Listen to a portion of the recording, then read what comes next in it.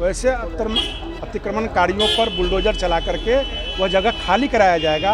उसके लिए अपने विभाग से हमने प्रत्येक जिला को 10-10 लाख रुपए का मुआवजा प्रावधान किया है। इस पैसे से वो जेसीबी, पोकलैंड, ट्रैक्टर जो आवश्यकता पड़ेगा वो किराया लेगा, पैसा घटेगा और उनको पैसा दिया जाएगा। लेकिन जो हमारे पुराने केस 2021-22 तक जो भी केस की सुनवाई हो चुकी है, जो भी दर्ज हो चुका है, जिसका निर्णय हो चुका है, वैसे एक फेज में अप्रैल महीने तक इसको समाप्त कर देना है। नमस्कार, न्यूज़ फॉर नेशन देख रहे हैं आप। मैं हूं आपके साथ रश्मि।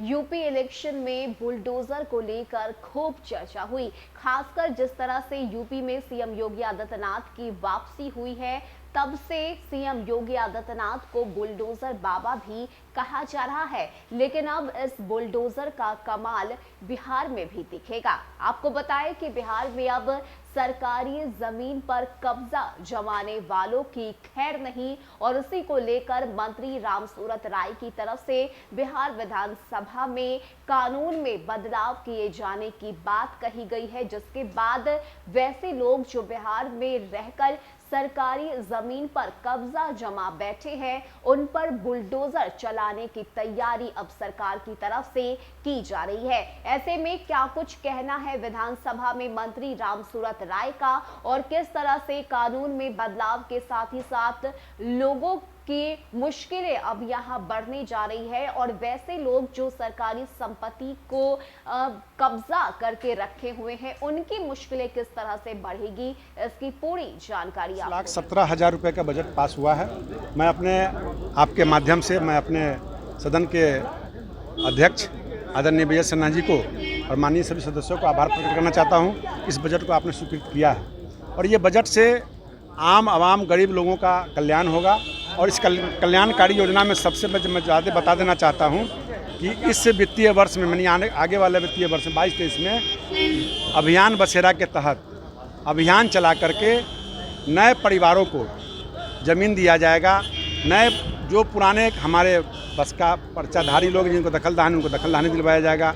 और इस वित्तीय वर्ष में, अगले वित्तीय वर्ष में अभियान चला करके तमाम जगह पर जो लोगों ने अतिक्रमण कर लिया है, वैसे अतिक्रमणकारियों पर बुलडोजर चला करके वह जगह खाली कराया जाएगा।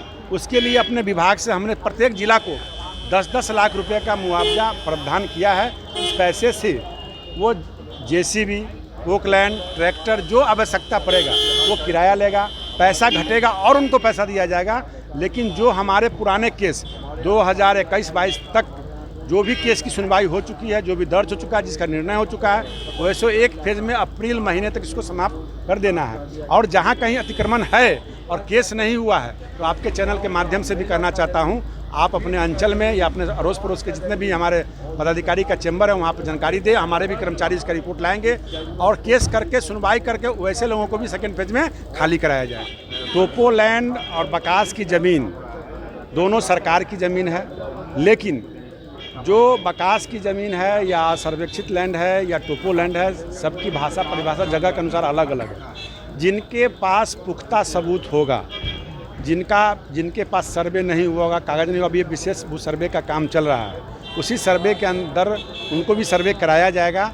उस सर्वे में जिनके पास सबूत कागज़ होगा, टीम निर्णय लेगी, कमेटी निर्णय लेगी कि किनके पास क्या प्रॉपर पेपर है और क्या विधि विभाग कहता है, उसके तहत उनको मालिकाना हक मिल भी सकता है। जिनके पास कुछ नहीं है, जिनके पास सिर्फ दखलदानी है, वैसे लोगों को यह ज़मीन नहीं मिलने वाली है। स्पष्ट तौर पे सारी ज़मीन सरकार की ज़मीन है, और निश्चित रूप से आने वाला समय जो हमारा विशेष भू सर्वे का काम चल रहा है, उस सर्वे के दरमियान जिनके पास प्रामाणिकता होगा, जिनके पास आधार होगा, जिनके पास पेपर होगा, जिनके पास दखलदानी होगा, वैसे लोगों पर विचार करके सरकार कमेटी निर्णय लेगी। अतिक्रमण सरकारी जमीन पर अतिक्रमण अभी भी है, और निश्चित रूप से मैंने लिखित आदेश सब जगह भेज दिया है, और आपके प्रश्न के माध्यम से बाइट में भी हमने प्रेस में भी जवाब दिया था, और पुनः मैं आज जवाब दे रहा हूं कि मैंने संबंधित सभी जिलों में, पहले नियम था कि जिसने घर बनाया है उसी से पैसा लेकर तोड़ना है, जिस कारण से डिले होता था।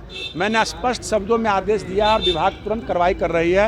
हर एक जिला में इसी वित्तीय वर्ष में 10-10 लाख रुपए चले जाएंगे, जिससे कि उनको जेसीबी, पोकलैंड, बुलडोजर उसको किराए पर लेना पड़े, और पुलिस बल, मानव बल लेकर के उस अतिक्रमणकारियों को ध्वस्त किया जाएगा, बुलडोजर चलाया जाएगा, और इससे जितने भी अतिक्रमण जो हमारे 2020-21 के पहले से चला रहा है, चाहे 16 का हो, 17 का हो, 18, 19, 20, 21 का हो, वैसे फर्स्ट फेज में अप्रैल महीने में सारे जगहों को खाली कर दिया जाएगा। और जहाँ कहीं भी सरकारी ज़मीन हो, सरकार का कोई भी किस्म का ज़मीन हो, अगर किसी ने अतिक्रमण किया है उस पर केस करवा करके, अगर जमाबंदी करा ले, जमाबंदी रद्द करा करके उन पर भी कार्रवाई की जाएगी, उन पर भी बुलडोजर चलवाया जाएगा।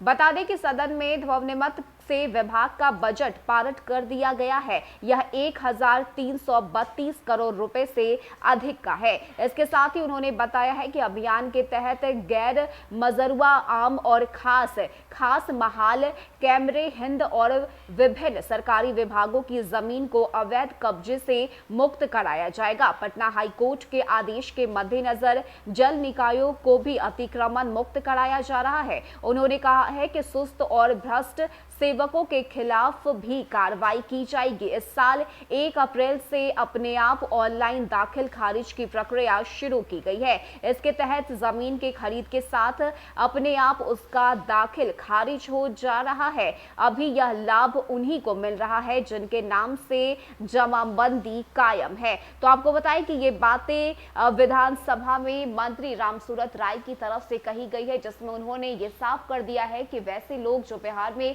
सरकारी जमीन पर कब्जा करके बैठे हुए हैं, उन पर अब बुलडोजर चलाने की जो तैयारी है वो सरकार की तरफ से की जाएगी। और इसकी शुरुआत बिहार में 1 अप्रैल से हो रही है। यानी कि यूपी में बुलडोजर का कमाल दिखने के बाद अब बिहार में भी इसका असर नजर आ रहा है। और यही वजह है कि बुलडोजर से अतिक्रमण वाले जमीन को नष्ट करके और उसे वापस से सरकार अपने पास लाने की कवायद में जुट चुकी है, जिसकी शुरुआत 1 अप्रैल से बिहार में की जाएगी। फिलहाल के इतना ही। ज्यादा अपडेट के लिए आप बने रहिए न्यूज़ फॉर नेशन के साथ। नमस्कार।